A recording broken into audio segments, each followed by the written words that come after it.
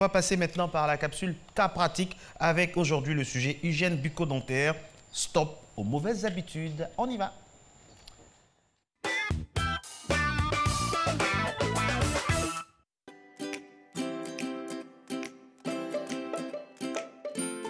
Les mauvaises habitudes, comment les corriger?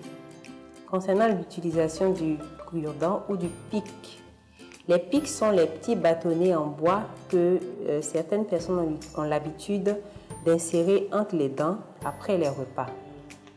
Il est donc conseillé, lorsque nous avons des restes alimentaires, de se brosser plutôt les dents.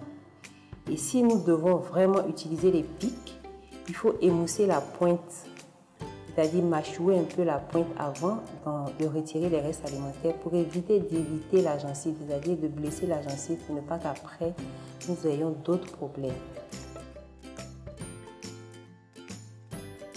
Pour ceux qui ont l'habitude de mâcher du chewing-gum, cette habitude n'est pas mauvaise en soi.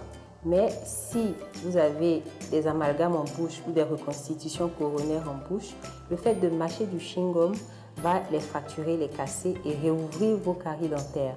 Parce que la matière du chewing-gum étant collante, le fait de mâchouiller peut fracturer les amalgames et réouvrir les caries, vous provoquant ainsi des douleurs. Les aliments trop chauds et trop froids. Il n'est pas recommandé de faire subir de grandes variations de température à nos dents. Cela peut provoquer à la longue des sensibilités. Concernant ceux qui ont l'habitude de prendre des aliments sucrés, en l'occurrence les bonbons, les glaces, les boissons gazeuses appelées communément sucreries, ou tout ce qui est à base de sucre, il n'est pas recommandé de le faire de manière quotidienne. Ou si nous le faisons, nous devons nous brosser après chaque consommation. Parce que la quantité de sucre qui est contenue dans ces aliments ou dans ces boissons-là se dépose après sur la dent, sur l'émail des dents et constitue une matière alimentaire pour les bactéries qui vont avoir suffisamment de force pour produire de l'acidité et ronger ainsi l'émail de la dent, nous provoquant déjà des sensibilités, mais ensuite de la carie dentaire.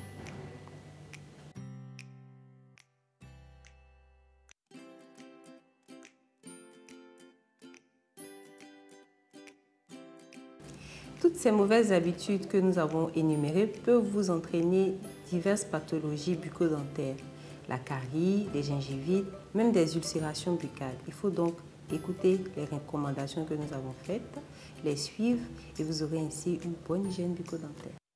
Et voilà, avoir une bonne hygiène bucco-dentaire, ça passe par tous ces conseils-là.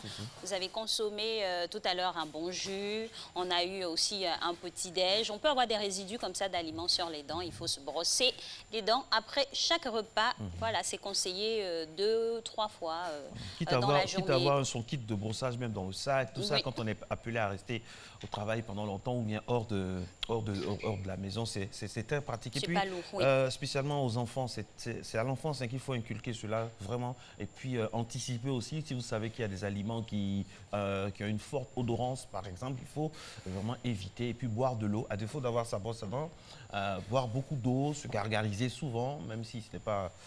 Ça fait du bien.